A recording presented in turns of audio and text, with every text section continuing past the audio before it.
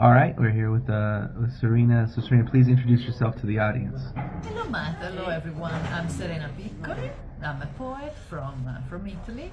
I'm a playwright too, and I'm here at the festival, the International Poetry Festival of Venice. And it's very exciting. So tell us a little bit about your work. You're very you write a lot of very politically charged themes. Can you tell us a little bit about some of your publications and why you write the way you write and what you write about what you write about? Yeah, I think once Isabel Allende said that we must write what mustn't be forgotten. I think it's a great motto, a great rule. So, and I think it describes what I've been doing, both with my poetry and my playwriting. So I basically write against social injustice to try to raise awareness about a lot of contemporary social issues, like all the political and social injustices against basically anyone, migrants or poor people, working class people, of course gender issues, the environment, women's rights. These are all the topics that I've always been interested. Yes, for example, my latest book is Gold Gospel, and it was published in last September by Moriah Poetry, an independent and small publisher in Chicago, and it collects the poems that I wrote between 2019 and 2022. So it's like a journal of all some of the political events that happened during those years. For example, there are poems in support of Julian Assange, for example, or again against what Bush and Blair did with the war in Iraq, or protests of women artists in Iran that were arrested and tortured because they were protesting against the cost of living crisis. There are poems about the cost of living crisis in England as well, that has some terrible conditions that I know very well because I lived there as well, and also in Italy, how they treat people with medical conditions, with chronic illnesses, and I think it's terrible how they don't treat them, or how they treat them badly. And the environment, racism or LGBTQ rights. I do think we should spread the word like we do to raise awareness. I think that's our role. Yeah. So you split your time between here and Great Britain. Yes. So you're here representing both Italy and the UK. So can you tell us a little bit about your work, how your work is received in Italy versus the UK? That's an interesting question. I've had some difficulties, some hard times in the past few years in both countries. I do think because sometimes people have told me, like here in Italy, they have told me that They don't invite me because I'm radical. My poetry is radical because my poetry is political. I don't belong to any political party. I'm just free. I'm an independent freelancer, and I just write about what I see, like I said before. So yes, and in the UK too, I found yes that there are some obstacles in between me and, and organizations. Yeah. So I'm very happy when poets that know my poetry invite me. Like now, like here, for example. So I'm very grateful to them because they are maybe they're brave. Yeah.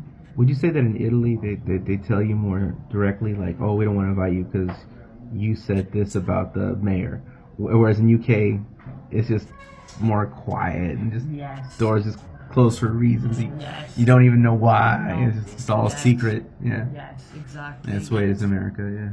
Yeah, yes. So yes, sometimes here they have told me, yes, no, we don't invite you because you are against the church. I'm not against the church. I support religious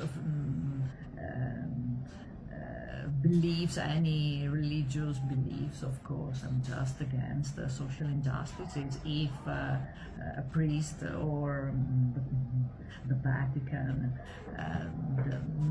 does a social injustices, I write about it. That's it. Then everyone is free to show their own religious belief, Yeah. but that's a totally different thing from me showing the social injustices, for example, Yeah. or something like that. Or they told me that I'm against men because I write about feminist topics. But again, it's Injustice. yes. Yeah. So it's hard, but we're harder. Hell yeah. So I was gonna say though, but in the UK, you think it's just more they don't tell you why they just close the door. Yes. Yeah. I think that's very English.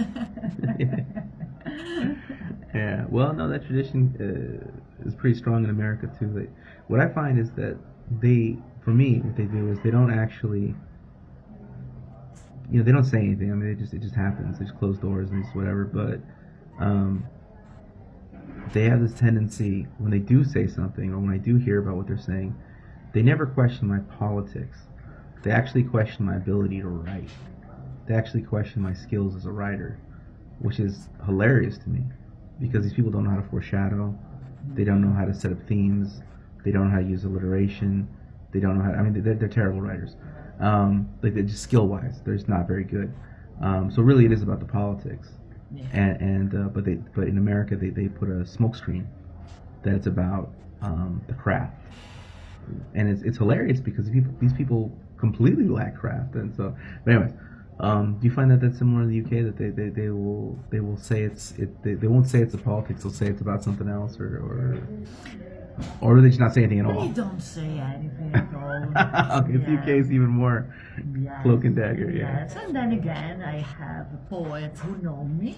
We're not friends, but they just know me and they know my writings, and so they invite me. But like I said, it's such a pity that I get invited just because. There are people who read and appreciate what I write, and I don't get invited from other people who, just because they're too scared, about what is going to happen if she reads, for example, that poem or another poem. I'm very grateful to Anna, for example, Anna Lombardo, because I'm gonna read some of my political poems. One, for example, is I'm gonna read it for the first time. It recalls the war that NATO, and so Italy as well, did in Serbia in 1999. NATO didn't have the approval of the United Nations. Italy supported as a NATO nation, and there were months of total death, basically, because NATO bombed factories, bombed bridges, bombed commuting trains. Yeah. They bombed houses. It didn't make, of course, war never makes any sense, but that was hatred. That was 1000%, not 100%, hatred against a population. Women who were working were killed. Men who were taking the train to go to work were killed. Why? And the American planes, the NATO planes, were leaving from the American bases and from the NATO bases in Italy, and the president of the republic that is in charge now in Italy was the vice prime minister, and the Ministry of Defense. Yeah. That he signed. He said, "Okay, Yeah. okay, yes, let's bomb Serbia. Let's bomb churches. Let's bomb schools, bridges, trains." No, I've always thought that the wrong people were brought before the Hague. You know what I mean? The wrong people. They should have. Tony Blair should have been. Yes, absolutely. Bill Clinton. Yes.